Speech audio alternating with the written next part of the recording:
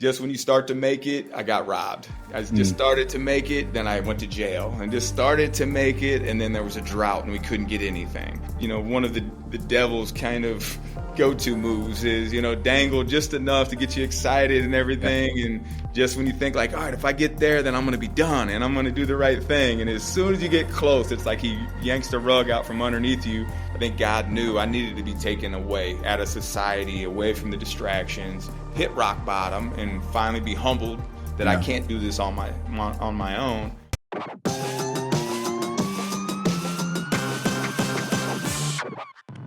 This is the Made to Advance podcast. I'm your host, Brian Aulick. We're here to inspire and equip you for your best future. Well, welcome everybody. It is so good to be with you today. And before we get started, I want to ask you a big favor. If you have been blessed or encouraged by Made to Advance, I want to ask you to rate and review us. That helps us get the word out about the podcast. And it also helps us bring on more incredible guests like the one we have today. Today I've got Will Robbins with me. He is an entrepreneur and a former pro indoor and beach volleyball player. Will has coached national beach volleyball teams and is now living and leading in my hometown of Fort Wayne, Indiana. Come on. He's married. He's got two amazing daughters, and I'm really excited for you to hear more about Will's journey today. And so, Will, welcome to the show. Thank you. I appreciate you having me, and I'm excited to get to know you a little bit more and share on the podcast. Yes, it's going to be good. I got a couple Fort Wayne and kind of Indiana questions. I felt like we need to establish some things right from the jump, all right? Yeah. So I wore this shirt uniquely for today, which is one of my very favorite IU shirts. And I don't know where you stand on college sports. So I was going to ask IU or Purdue, but then I thought maybe it's neither. And you're like, it's a whole different thing. I don't know. What's your, or let's just keep it between IU and Purdue. Let's say that. Yeah. If you had to go one way, where do you go? Well, so it's tough because I went to IPFW, Indiana, Purdue, and Fort Wayne. So I had kind of split allegiance to both. But my major was on the Purdue side. I used to lean a little towards Purdue, but then they hired a friend of mine as the head, coach there for the volleyball team. So they kind of swayed me back a little bit. So, red is our primary color with Empowered. So, I would have to say I lean a little more towards IU now. All right, let's go. I knew this conversation was going to be good. Who technically has the better, I don't know how the men's volleyball side works, but on either men's or women's, who's got the better program right now as far as rankings or whatever? So right now, they only have a club for boys at both of those universities. So it is mainly their women's program. And while IU has struggled for a lot of years, when they hired Steve, he's really turned it around, and they're climbing the Big Ten rankings, but Purdue has been predominantly, up there at the top. So they've been a little better on the volleyball side for several years, because they've got Dave Shondell, who's been there now probably 15, 20 years and has really established a good culture. And the Shondell family is a volleyball family from the Midwest that's done a really good job and has turned out some top coaches. So we're rooting for the underdog today. We're rooting for the underdog Hoosiers. Hey, I'm good at it, man. For a lot of years, that was the story of our football program. So, I'm well practiced in rooting for an underdog Hoosier team. I was gonna say, for a lot of years, you had to be excited though with the success they've had. Last year and the year before. I mean, really turning the program around. It looks like. Yeah, it's nice to see some wins, and hopefully that continues. I know they probably feel all kinds of pressure to keep it going, which rightly so. So I hope we're headed for a good season. Now, I grew up in Fort Wayne, but moved in 1997 to Chicago. And so it's been a while, but we're back all the time, and I got to see your incredible facility, and we'll get talking volleyball in a minute. And but it was amazing last time I was home. Actually, I still say home, even though I haven't lived there since '97. But last time we were back in Fort Wayne, I saw it, which was cool. I'm going to ask you. So Fort Wayne has gotten so much cooler since when I left. What is your favorite thing besides your own business? What's your favorite thing about Fort Wayne, Indiana? Oh, honestly, I've lived in a lot of cities and traveled around, the U.S., but even international. the one thing I would say I love about Fort Wayne is it's slowly grown to become a bigger city, but it really still has a small town kind of mentality where, there's a sense of community and everybody really still looks out for each other. And, you can walk down the street, people still say hi. It's not like, in the big city, like people just blinders and, go about their business and don't really bother to try to make friends or communicate with anybody. I find in Fort Wayne, people still drive by and wave or, still say hi to just strangers walking by, on the sidewalk or even at the grocery store. And so I would say for being slowly growing into a bigger city and a bigger town, they've done a good job of still keeping that small town sense of community and, a place you want to raise your kids. And I actually left a year after you. I left in '98 for a period of years and, and then coming back, it was the reason I did come to Fort Wayne is because at all the cities, Fort Wayne was one that I felt like, is good. It's kind of in the Bible Belt, good, strong, faith-filled churches, but also even schools and, great community to really raise your family, but have all the amenities of a bigger city. Right on. So, yeah. Well, shout out Fort Wayne right from the top here. And I'm curious. I know, I read like your bio, and I'm sure those hearing like, oh, former pro indoor volleyball player, beach volleyball player, coaching, entrepreneur. And I think probably in people's mind, they would jump to, wow, this guy just feels like he probably just jumped right off on that path of success as a young man and just, started going and didn't stop. But I know that you have got a very unique journey that brings you to where you are today, and I would love for us to spend some time talking about. I don't know. I know a little bit of it, but not a lot. So I'd love you to just go back to kind of like childhood and tell me sort of, work out your journey for us. Take us through what you've been through. Yeah. So I guess starting all the way back, my parents divorced at a young age. So, my parents divorced when I was 2. I had to go through that struggle of, father not really being around. He took care of child support, but really that was about it. Grew up as a young man, playing every sport, and running around the neighborhood and, getting into, in the beginning, just small, mischievous things, but without really having my father there to kind of discipline me, keep me on the right path. And, my mother trying to work 2-3 jobs to try to take care of me and my 2 sisters. Unfortunately, she couldn't do it by herself. I started, getting into a little bit of trouble, just little fights, theft, some different things, stealing, some candy from the corner store type of thing. But nothing real serious, stayed focused on sports. But I was gaining a lot of baggage, not having my father there and being angry at him, not being around. And, I still remember, he only came to 1 baseball game at all the sports I played growing up, all the way through to college, and even professionally, he only came to 1 baseball game when I was young, growing up. I had a lot of anger issues that I think fed into some of my other issues. And, I started drinking, really pretty heavily in college. And, what started off is our society thinks it's just normal for kids to go to college and party and, kind of test the waters a little bit. I've got somewhat of addictive personality, and, I'm kind of one of those where when I'm in, I'm all in. And if it's sports, that's what, got me to the next level in sports. And if it's business, that's great. It's caused me to be able to grow and multiply my business pretty quickly. But if it's into something bad, like drugs and alcohol, pretty quickly, I became a functioning addict, and was, drinking every day, and, then started to, to use a little marijuana and started smoking. And, it really just started a slippery slope where, I was able to keep together my freshman year. But then sophomore year, got a little deeper, and actually I didn't, my mom was basically trying to take care of us, and not having, the financial backing to live that lifestyle of, partying and drinking and stuff like that. I've been an entrepreneur since a young age, so some doors opened up for me to start selling drugs. And, I had some friends back home that I could go home and pick up, some pounds of marijuana or some weed and bring it back to Fort Wayne. And, at that time, a lot of the soccer players, a lot of the students were all smoking. And so, it was kind of a means to an end, so I could go out and be in the in crowd and be able to drink and party and hang out with all the college kids. I had to make some money, and so that's what it started as, in the beginning, that I'm just going to make enough money so I can drink tonight, or, be able to smoke a little bit.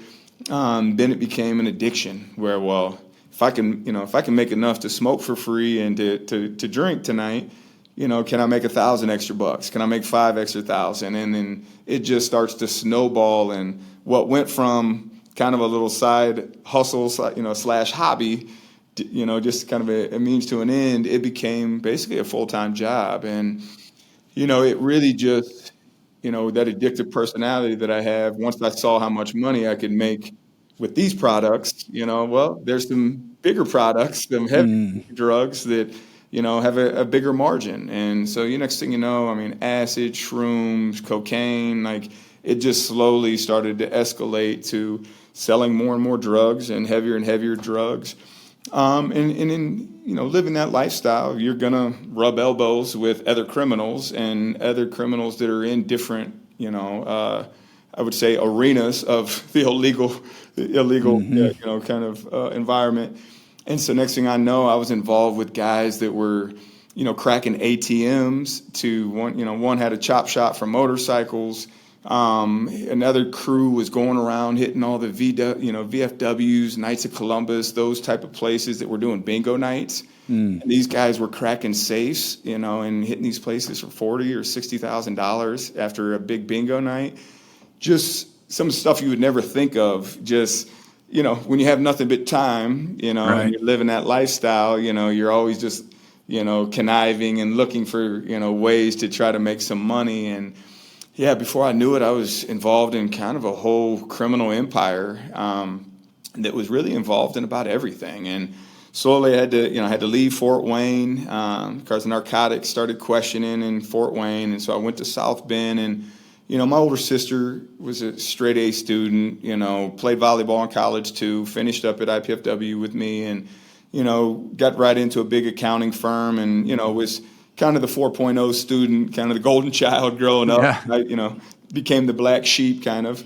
And, so I tried moving, with her 1 year and trying to get my life together. And before I know it, though, if you don't truly have that heart change, even though you can clean yourself up and move environments, my heart was still the same. And it was only a matter of time before I found my way back into that same crowd. And and also I'd become addicted to the money. So it's really hard to go back to working a 9 to 5. And, I wasn't able to finish my college degree because of partying and drinking. I became ineligible, not going to class. So I lost volleyball and went from playing D1 with national team aspirations and trying to play professional to not even playing volleyball, becoming ineligible, lost all of that, and really was kind of heading down a dark path. But are you feeling like it's dark at this point, Will? Are you feeling like, man, I'm losing my life right now? Or are you just having the time of your life going, I'm making bank with this, and I don't even care about volleyball's not working out right now? Unfortunately, I was so blinded by just that hedonistic lifestyle of, the women, the drugs, the cars, the jewelry, the VIP at the nightclubs, kind of living ghetto fabulous, we used to call it, really thinking we've made it. And, it really at that time, while there were moments, you end up, getting arrested. I had a couple, a DUI, I had assault and battery, a couple different little things. And so there's those brief moments where, you have to spend the night in jail and you start reflecting. And I feel like God, when you're finally sitting in a cell with no other distractions, nobody around you, like my grandmother, who was a spiritual pillar for me, told me, she said, when you're laying there in that concrete room with nobody around, you have no distractions to keep your mind busy and basically keep you distracted from your conscious and from what God is trying to tell you. And, once I didn't have those distractions and I was sitting in a jail cell a couple of times, I really did start reflecting on my life. Like, what am I doing? Like I had all this future ahead of me and this promising career. And by several bad decisions, I had pretty much lost everything. And so there was those moments where, I get out and I'm going to work a normal job and I'm going to get my life together and I'm going to get back to playing and eventually fulfill my dream of playing professional. But once again, my heart hadn't changed and I hadn't committed my life to Christ. I was trying to do it, the manual way, I kind of call it, trying to do it the worldly way, the self-help, fix it yourself type thing. But since my heart wasn't changed, it was always temporary. It'd be a month, 2 months, 3 months. And then I would see the money I'm making and remember the money I could make in 5 minutes with a couple phone calls. And, I would always end up just digressing right back to that lifestyle. And before I would know it, I'd be caught right back up in the middle of the game and, making a bunch of money and having a lot of fun. And so I do think, I'd say 90% of the time I was just having the time of my life. But there'd be those nights, whether I got in trouble, something bad happened, I got robbed, just some different life or death situations. There was a time at gunpoint, at knife point, you kind of have those. Yeah. What am I doing? Those wake up moments like, how did I get here? What am I doing? And so, but it was never, I never took that next step that I, just trying to commit to the Lord and trying to figure out my purpose. Until it really came to a head in 2001. So I left college in 98. So really I'd say end of 95, beginning of 96 is when I really started kind of selling a little bit. And then it kind of ramped up all the way till 2001. And by then I had moved from Fort Wayne to South Bend to Lafayette, then down to Indianapolis, each catching a little case or the cops were starting to get on to, what we were doing there. So I had to leave the city. But then down in Indianapolis is when I got with an even, I would say rougher crowd and a much more serious crowd in the illegal, kind of drug trade, but also so many other illegal activities and really went off the deep end. And then for the first time, I actually started using cocaine and using it pretty heavily. Because that was kind of the drug of choice where I was actually connected to a lot richer population down in Indianapolis that didn't want the lighter drugs. They wanted the harder stuff that would be out of their system in a couple of days. And so I found myself using a little bit because I was selling so much and to try to stay awake and hang out with these different people. And before I know it, I was probably, using more cocaine than my customers were. And that really, in a period of 6 months, just caused my whole life to spiral out of control. And to the point of my final crime was actually a bank robbery. And I had one of my best friends that I grew up with, was a stellar football player, was a star running back in high school, went on to play at Indiana State, but sustained several injuries. Got hooked on painkillers and then, became an alcoholic on painkillers and mixing the two, and he went down a really dark path and was about to lose his apartment, about to lose his car. And we had always kind of joked around about, why are we doing all these petty crimes? What are we doing? Like, let's just hit one big job and be done. And, our goal was always, it was kind of a means to an end. We wanted to have a bar, a nightclub, and in a young, lost, kid, I was thinking I want to party the rest of my life. So why not open up a bar and then I could party the rest of my life and make money? And so, we came close a couple times, even did a teenage dance club. Luckily, it never came to fruition. But that was always kind of the end game. And, while most people get into illegal activities it's with the end in mind. But the problem is once you get caught up in kind of that cycle of sin, you typically never get out. It's just when you start to make it, I got robbed. I just started to make it, then I went to jail. And just started to make it, and then there was a drought, and we couldn't get anything. And so there were just so many times, and to me, it's almost like kind of, one of the devil's kind of go-to moves is, dangle just enough to get you excited and everything. Yeah. And just when you think like, all right, if I get there, then I'm going to be done, and I'm going to do the right thing. And as soon as you get close, it's like he yanks the rug out from underneath you, where you'll never get out of that cycle if you're trying to do it yourself. And so, I finally got to a point. We actually were successful with the bank robbery. And so a little over $200,000, scot-free. I ended up That was in November of 2001. I spent Christmas of 2001 down in Costa Rica. And a girl that I was dating at the time had some property down there. So I went down for a couple of weeks, was even looking at potentially buying property, and thinking about staying out of the country for a while. But while I was down there, God slowly over a period of months had really been working on my heart. And believe it or not, before I actually went into the bank robbery, I've always had a head knowledge of God and grew up, more of, God is a genie in a bottle type of thing. Mm-hmm. And I think a lot of Christians or people who call themselves Christians, they pray to God when they want something or they want to get out of trouble, but they haven't truly made Jesus Christ their Lord and Savior and are really seeking to follow him and his purpose. And so I was kind of one of those Christians, that just prayed when I needed something. So I even prayed before I went into the bank that if this went, if God would allow nothing to go wrong, nobody get hurt and to get away with it, I would stop everything. And so I was always known, in the streets as a man, of my word. So I literally stopped everything. We got away with the bank. I stopped selling everything. And really for a period of time, I was looking at kind of retiring and trying to open up my club. But unfortunately, I had, was involved in so many other things that slowly each person in our organization was slowly getting arrested and telling on the next person. And it was just a domino effect, to the point that 32 of them testified against me in my grand jury hearing to get my federal indictment. Wow. And only one of them actually knew about the bank. So 31 of them were telling about every other criminal activity they've ever seen me involved in. And, we had guys getting arrested with drugs, guys getting arrested in some of our stolen cars, guys, just nonstop people were getting told on, and the whole thing was slowly collapsing.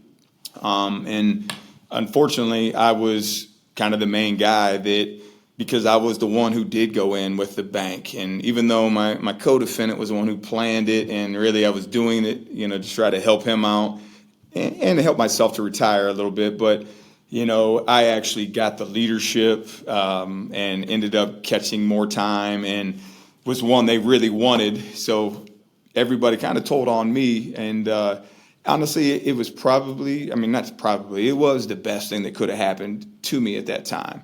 Wow. It's kind of like Joseph, being sold into slavery by his brothers. Mm-hmm. That was needed long term, for the Israelites to be able to sustain, in the famine.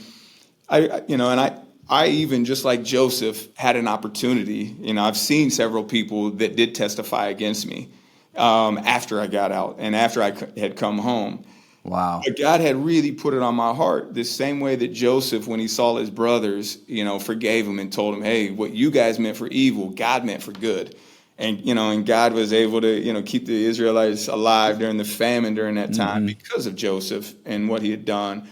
And so, I've had to talk to a couple of guys that literally one saw me, turned and ran back out of the actual building he walked in when he saw me. I had to stop him and let him know, listen, I'm not coming for you. I'm not after you. You actually did me a favor. If you hadn't have told on me, I would have ended up dead or facing a life sentence.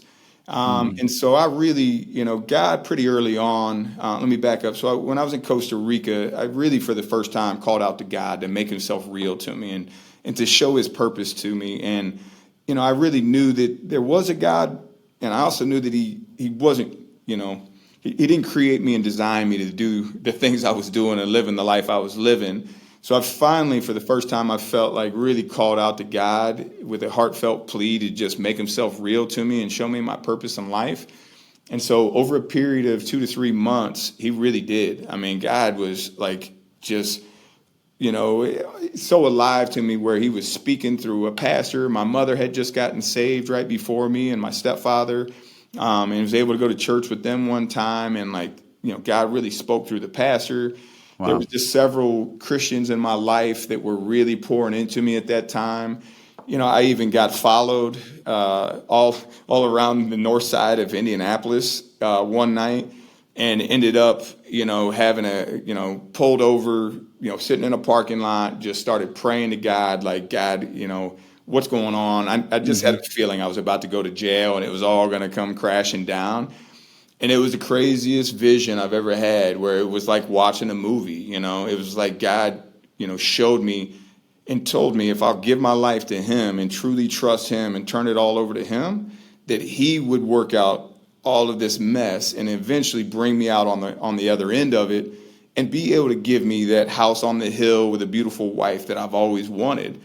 And so I you know, it was one of those things that, you know, God was just showing himself to me. And I mean, even to the point showing me actually getting arrested, you know, and that was kind of the final thing. And it was so bad, I drove home to my girlfriend's house like, I'm about to go to jail. Like, I got followed all the way here. God showed me a vision. I'm about to go to prison. They're coming to get me. I thought they were coming that night. It was that, it kind of freaked me out so bad. Yeah.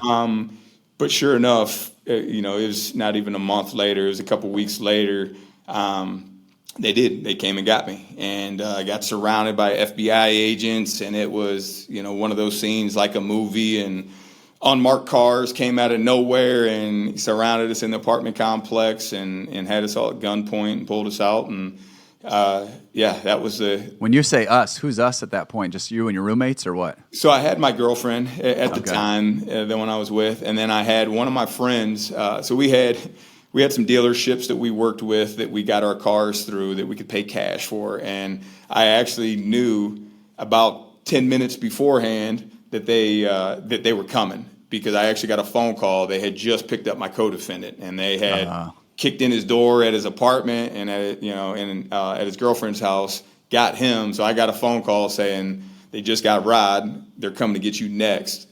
And I jumped in the car, had one of my friends driving, girlfriend in the back, and thought I had already called the dealership. Hey, I need to come swap out vehicles.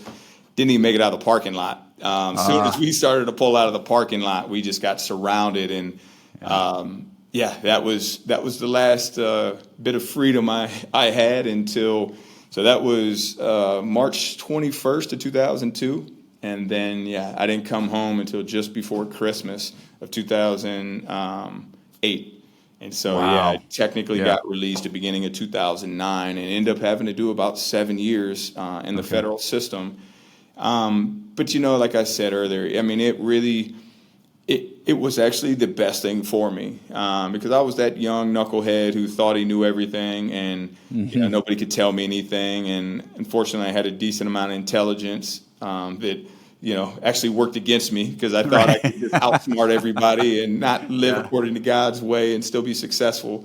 But really, hitting rock bottom. And, originally I was facing 27 to life, because the way they compile the charges and they, to scare you, especially in the federal system, they'll throw everything at you in hopes that you'll just plea out. And 98% of the people take a plea agreement. And so, I was facing a life sentence all of a sudden, and that's when it got real. And so, for the first time, like I said, my grandmother had kind of told me, like, you don't have any distractions. So it's just you and God now. You can't go get drunk. You can't call a girlfriend. You can't stay busy so you can forget about the life you're living.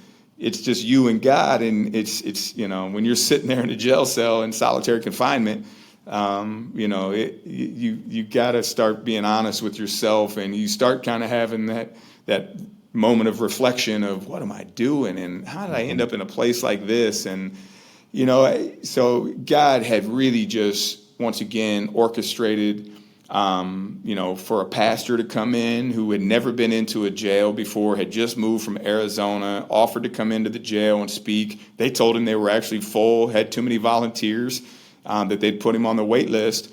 Well, sure enough, Easter Sunday, Resurrection Sunday there in 2002, they gave him a call, and Dr. Cosby said, I'll come in and preach the message. And he came in and preached the message, and myself and one other guy who was the biggest bully in high school, we both got saved. And he's probably 6'6" and probably 270 pounds. And at that time, I was probably 220 and 6'4". So here's these two big guys that everyone knew, like, this is the big bully, and this is the dude who just robbed a bank. And we're both crying like babies. And there's probably 40 inmates in that little service just all looking like, what's going on? Like, these two are getting saved? These are the two that are going up for the altar call? And, like, Really God did, like from that moment, I mean, God really turned everything around. And, Dr. Cosby, helped set up my college courses. He came to visit me every institution I went to as I went through my system, through the system. Wow. And really just was a spiritual mentor and just really helped me to get rooted and grounded. And, I really, I needed that time away, kind of like Paul did, as he was making that conversion from Saul to Paul. Right. I went from Bill and Billy and all my nicknames, back to Will and William, my real name. And, I needed that time of separation like he did, to really get rooted and grounded, because it would have been tough. I don't know that I would have been able, if I would have been free, if I would have been able to turn my life around. For me, I think God knew I needed to be taken away out of society, away from the distractions, hit rock bottom, and finally be humbled that I can't do this on my own. And so, I think, me being away out of society and then getting just blessed with such a great group of Christians while I was in there. I mean, guys that had really hit rock bottom too and turned their lives around and were just some of the most dedicated and sincere Christians I've ever met. And so many groups coming in from the outside that would just come in and love on the inmates and just, try to instill hope, in a lot of these guys' lives who were, facing, who actually got sentenced to life sentences. And I mean, we had such good groups that, there was one group, we went every single morning at 5:30 in the morning and went through a Bible study and what do they call that? A chronological Bible. So we went and found a Bible that, they kind of try to put all the stories in a chronological order. So we went through a chronological Bible in a year, just every morning. And then we were doing a Bible study. And I haven't had, since I've been home, that committed of a group that is willing to get up every morning for an hour, hour and a half and go through the Word and through a Bible study. I got really rooted and grounded, and God just started preparing me for when I came home. And I could tell you story after story how he showed me favor, where I was able to get into an apprenticeship program for biomedical equipment repair, which had a 2-year wait list. I was able to get right in and get all the training that I needed. So when I came home, my brother-in-law and sister had just started a medical equipment company like a year before. So I came home and had all the training, all the experience that they needed to be able to sell the equipment and to repair and fix it. And so I came home, was their first full-time employee, and God really just used that to be kind of my rock and foundation, where it really, helped me financially, helped me get plugged back into my family, my community. Was back up here in Fort Wayne, where I had, left after, trying to play some volleyball, but I had gotten back with the alumni and got really connected with them. And before I know it, I was back playing at a really high level, just with the alumni, playing in some fun tournaments. But one of my buddies was former alumni, a little younger than me, was one of the best right sides in the world at that time, and got phone calls all the time from coaches and agents looking for Americans. And we played in a tournament on a Saturday. Sunday, he got a phone call looking for an outside hitter. And he said, actually, I got a guy. He said he's got a little bit of a unique story, but he said he should have been on the national team, but instead he went to federal prison. But he's got his life together now, and he's playing at a really high level. And so we put together, it was the lowest budget highlight video you've ever seen. Some little, tournament, some men's tournament. I think even one of them was a co-ed tournament, but showed a few highlights of me hitting and playing. And based on his word, they sent a contract. And I actually had to go through the legal process to be able to try to get international travel, because I was still on federal probation. And I'd only been home for like a year. And so God showed me favor with the judge, just with everybody, that I was able to get international travel, go over to play overseas, play professionally, really regain, my playing career. But, it was just story after story, where God put me in the right place. Protected me while I was in there. There was a couple big prison riots that God protected me from. There was just a lot of dangerous things going on inside of, obviously, a prison, that he just constantly showed me favor with, whether it was inmates, whether it was staff, Even the judge, getting the lightest sentence possible with all the crimes. I had 6 state cases by the time I caught my federal case, where I just kept accumulating these little petty, cases that kept just, getting worse and worse till I finally had the bank robbery. But God took care of all those too. Believe it or not, I was on probation for a case down in Florida while I was in federal prison. No kidding. It really took care of all of my past, where I was able to come home with a clean slate, nothing hanging over my head, and really just start over. And this is part of the testimony I give when I go in and speak to kids is, the same way I made a lot of bad choices that led, to my life kind of self-destructing in prison. When I came home, I started making all the right choices, and not all the right, but, like trying to be a man after God's own heart, like David. I made a few slip-ups, but I always, tried to repent, try to get back focused on him and what he wanted me to do. And God in 5 years, I went through 5 businesses that each grew to the next. And I set the first one up while I was overseas playing, and came home, started with 7 kids, just doing lessons and some sports performance. And by the end of the summer, I had over 200 kids. No kidding. Wow. My contract to go back overseas.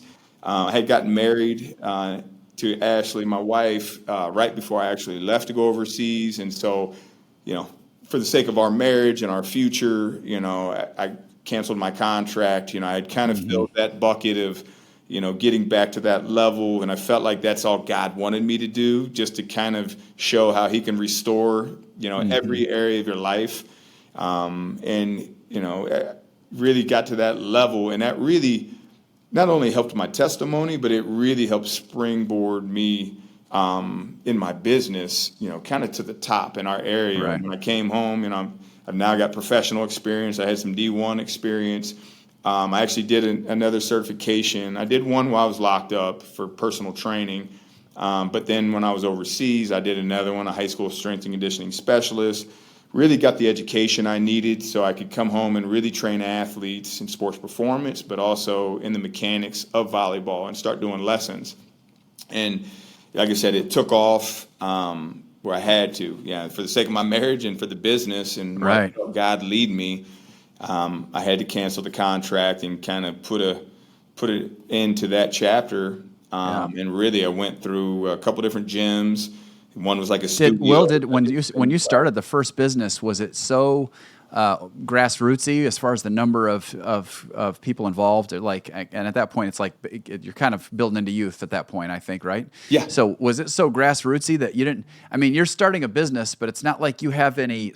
I mean, you kind of, in a sense, you do have actually starting your own business background, and not the best kind of businesses. Right. I mean, slightly different business model. But Well, I realized as I was about to ask the question, I started rethinking it, because I'm like, you don't really have any business experience. All of a sudden, you're launching a business that starts growing.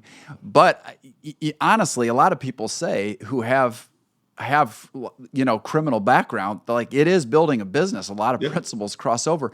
Did you feel like it was, how do I do this business, or did it come naturally to you to just build that thing? Did it feel like a risk? Did it feel like I have no idea what I'm doing, or did it feel like, no, it's no big deal, I just hang out my shingle and see what happens? Yeah, I think you're spot on. I mean, if somebody can sell drugs and somebody can build a business in the criminal lifestyle, you learn all the same basic business principles that you would in college, usually just the hard way. We kind of call it the school of hard knocks. It's through trial and error and trying to listen to other, kind of OGs, those original gangsters, those guys that have been around, we're trying to learn from. So I kind of had that street knowledge. And it's very similar, just selling a legal product or a service. So I did have that. But also, God, I felt like just, while I never finished my degree and I don't have technical business experience, I felt like God just, ended up putting the right pieces nonstop. Just if I needed an accountant, my sister was an accountant. I needed a lawyer. Well, I started training, a girl whose dad was a lawyer. God slowly put different pastors, different, real estate, moguls into my life and business experts. And really, I've got a nice mentor group. I call my spiritual advisory board that, were some dads that I trained their athletes early on, and they just knew I was a high-level guy that, had a past, but they were strong Christians and understood, the power of God to change somebody's life.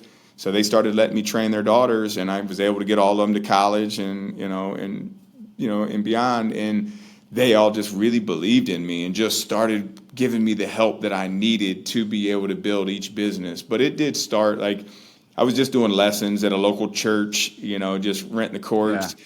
And then it grew where I started to have to bring in 3-4 other coaches and for them to do some of my lessons so I could go and, keep building my lessons. And then eventually, opened up a studio that was just a small 2,000 square foot studio, and was doing boot camps and spin classes.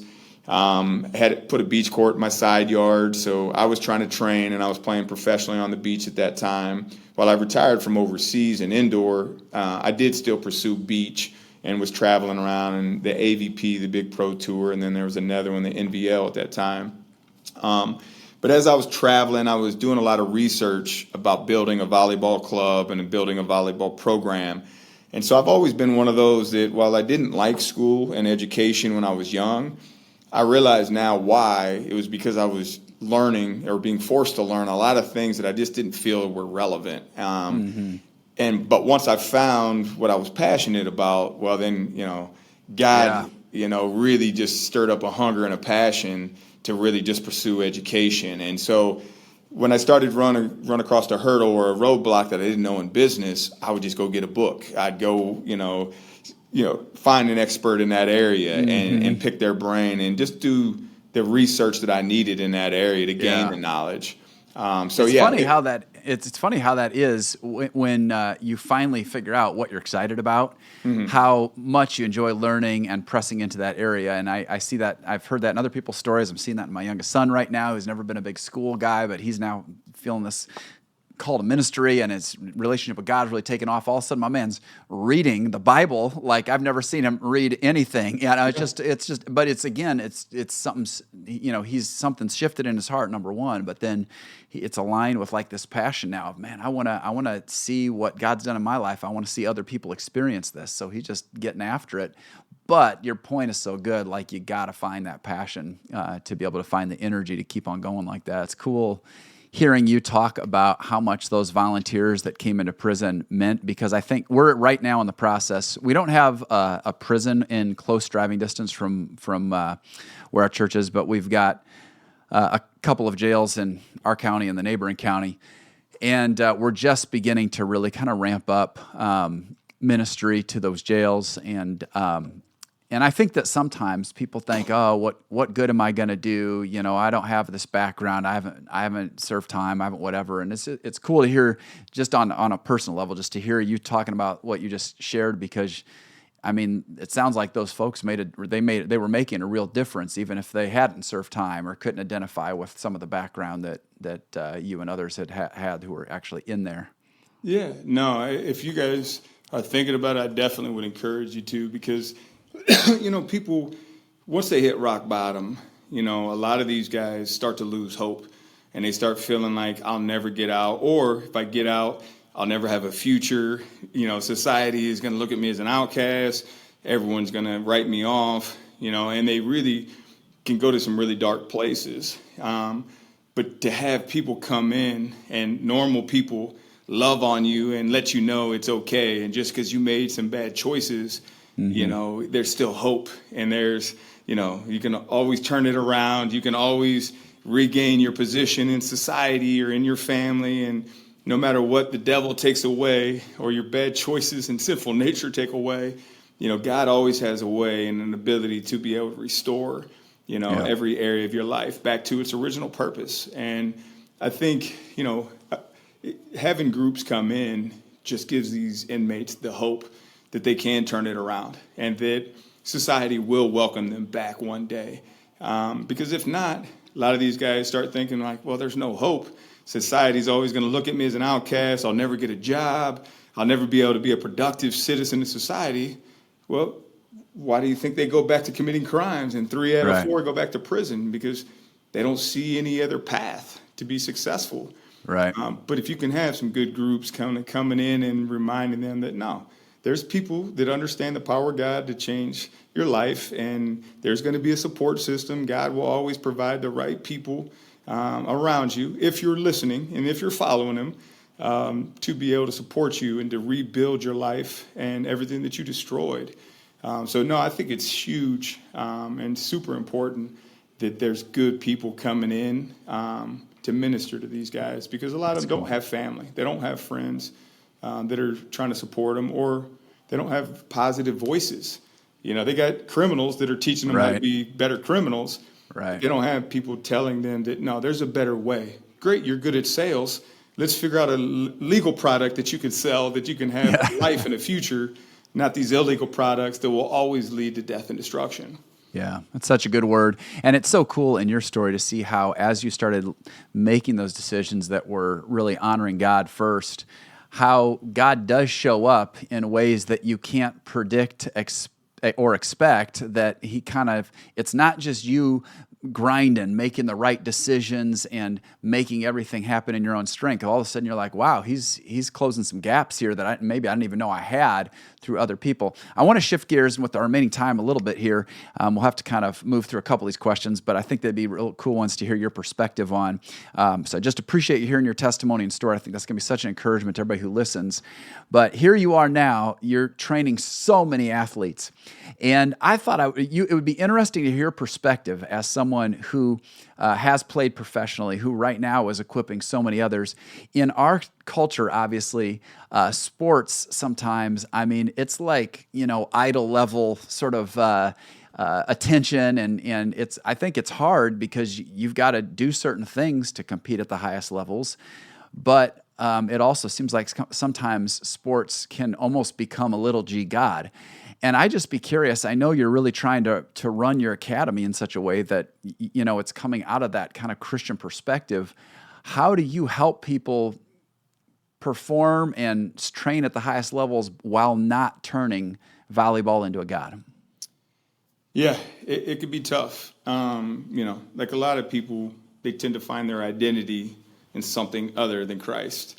And so as an athlete, it's really easy to kind of make that sport your idol and, find your identity in that sport and think that that's all I'm good at. That's what I'm fully committed to and dedicated my life, and start to worship and serve that sport. But what we try to remind kids is ultimately God has a much bigger plan than this sport. While sports are fun, and you'll be able to play them until usually 21, 22, it's only 5% go on to play in college, and only 2% of those go on to play pro. So as we say, you're going to be successful in something other than volleyball. And our goal is to make sure that, yes, you maximize your potential, and you can use college and volleyball as an avenue, to get a good education, a free education, to have influence and be able to be a role model. But in the end, it's still a game, and it's still a sport.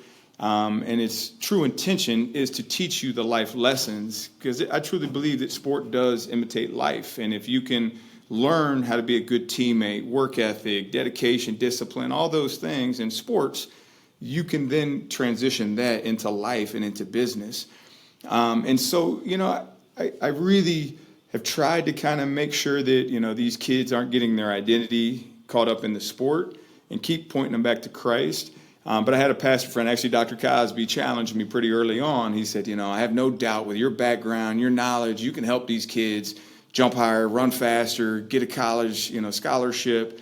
But in the end, if they die and go to hell, what'd you really do for them?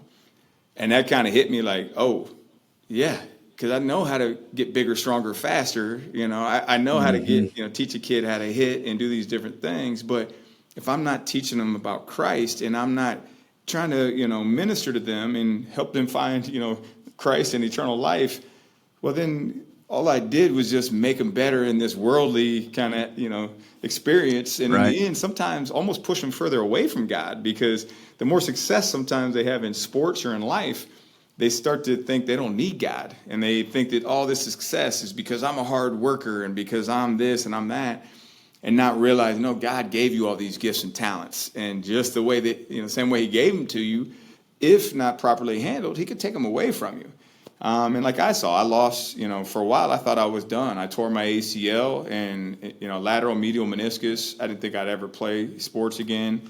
And, lots of stories on how God opened up doors while I was in the federal system, because I did it while I was locked up, to go and have one of the top surgeons at the Mayo Clinic in Rochester, Minnesota, did my knee surgery. And, I got shipped to the medical facility there that, I wasn't even supposed to go there. I was supposed to go to Boston.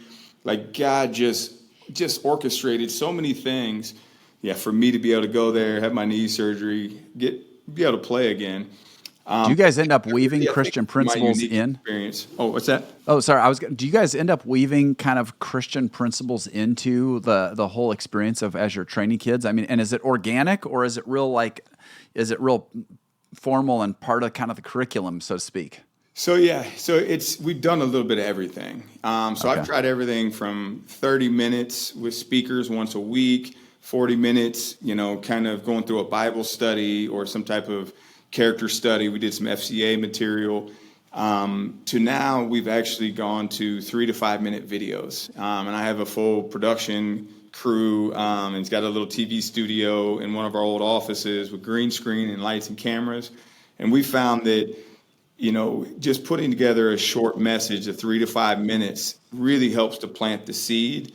And it circulates a lot farther. And then, if we can just plant the seed, then God has a way and an ability to go and water and, help that seed grow.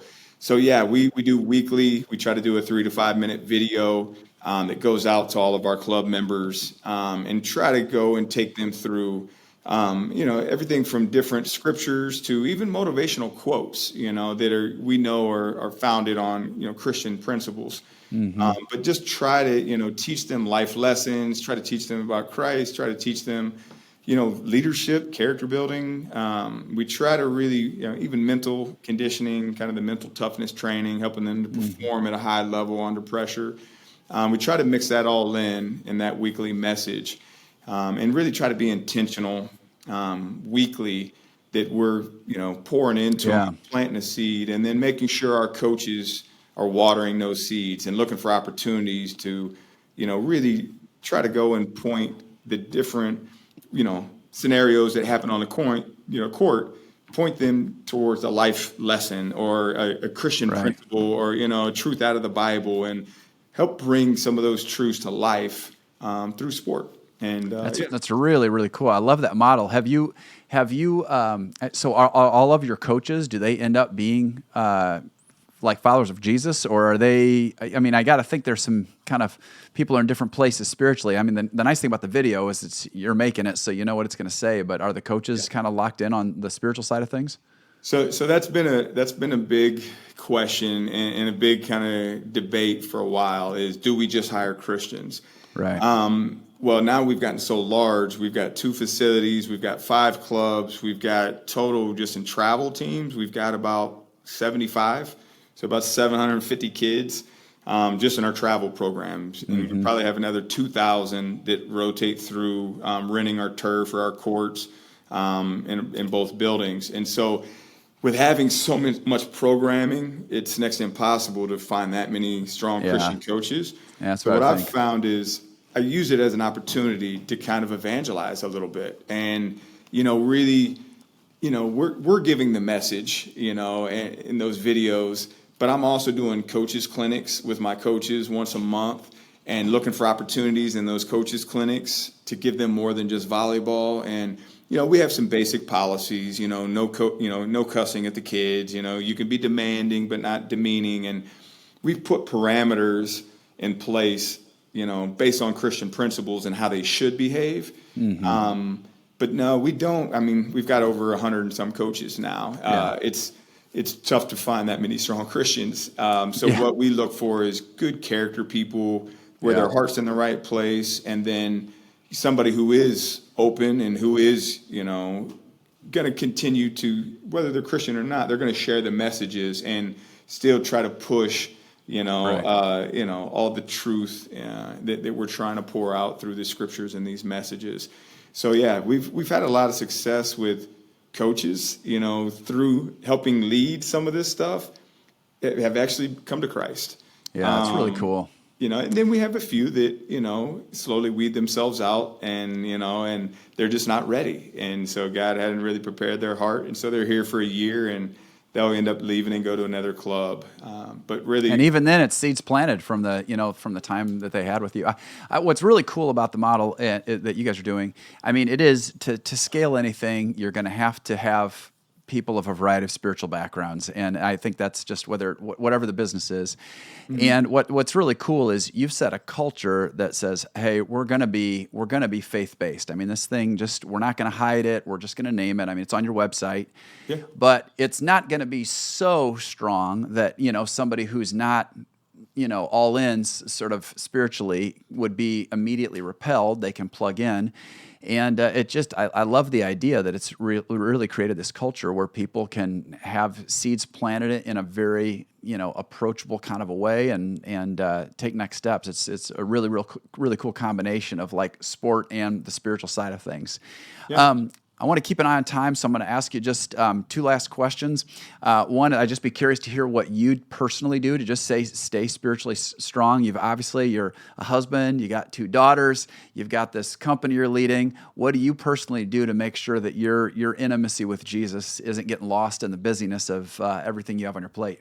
Yeah, well, trust me, probably like you. I mean, I've tried about everything, and I've continue to keep trying to find a routine where I can have a balanced life and make time for God, make time for my wife, make time for my kids, and not just get so focused on the business. My routine right now is, I wake up at 5:30 and I have a little devotion time. And I actually typically do it with my wife, have a little devotion time in the morning. We work out together as a family 3 days a week. My kids are usually up by 7, so my little girls are down in the weight room with us and trying to work out. So we do a little family workout, and I really try to get everything done before 9 a.m. where I can have my some time with the family, get the exercise in physically, spiritually, and really I found that if I don't have that routine in the morning and I just go straight to work, I go straight to the business side, it does something to you mentally where staying rooted and grounded in the Word, seeking God first and His plan for the day really helps give you that peace of mind and that direction to know that you're on the right path. And, it really sets you up for success for the day. Because I could tell when I have to go to an early morning meeting and I end up skipping out on my routine in the morning, I find myself just a little quicker temper, just not as patient, not as kind, not as gracious.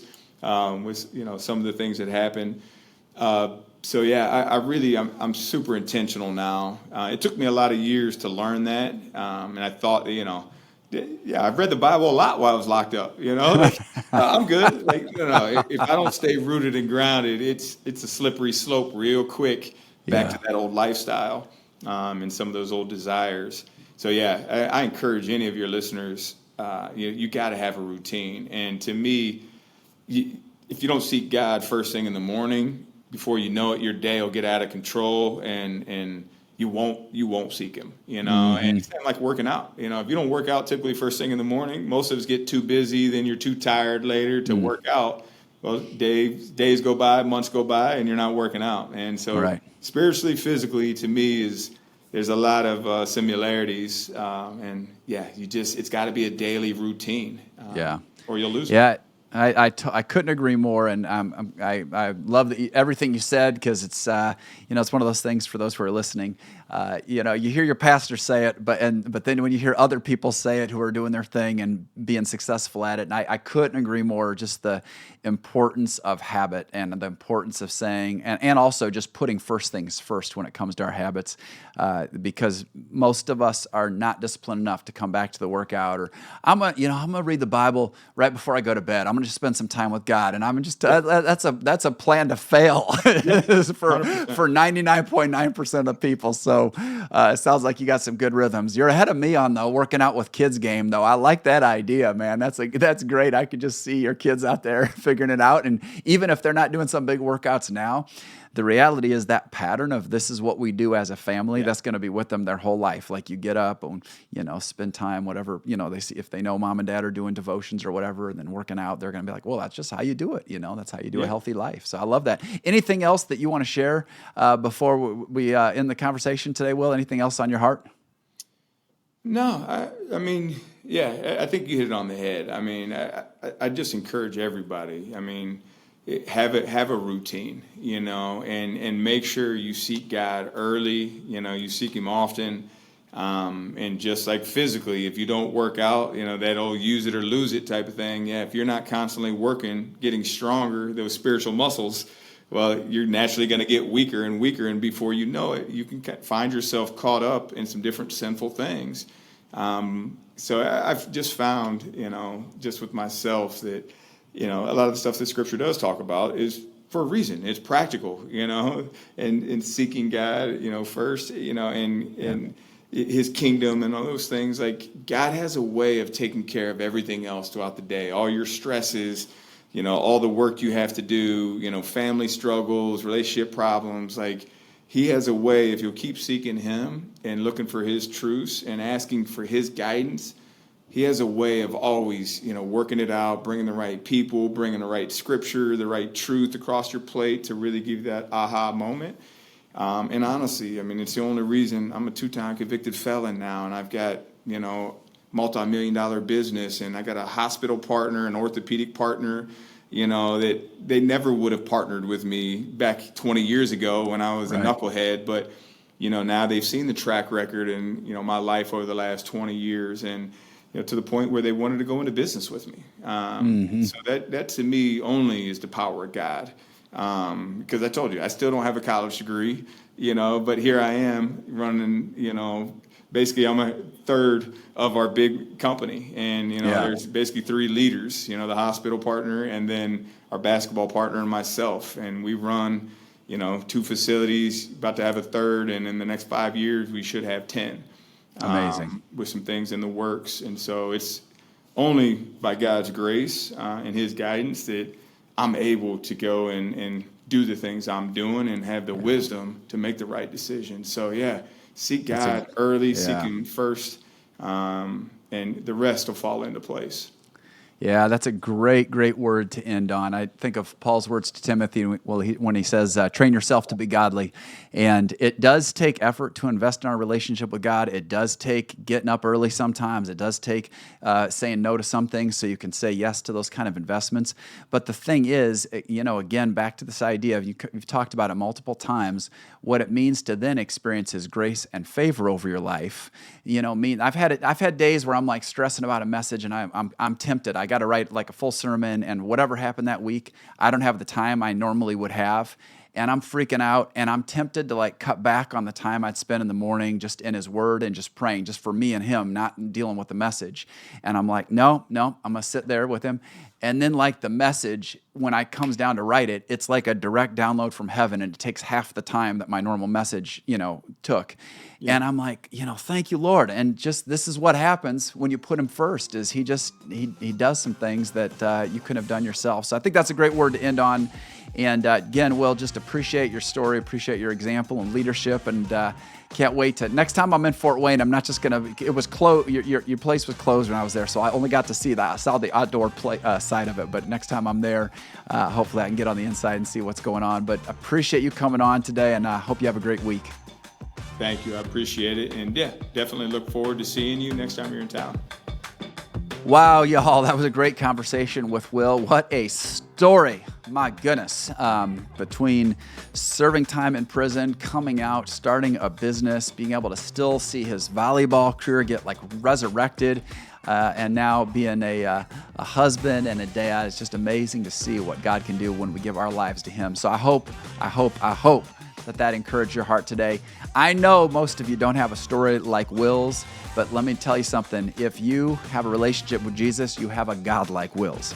And so that means that just like God did incredible things through his life, He can do the same through yours when you give your whole life to Him. Listen, if you have enjoyed this conversation, please rate and review us. This has been a production of Engedi Church, and we have more great conversations on the way. And so until next time, know God made you to advance.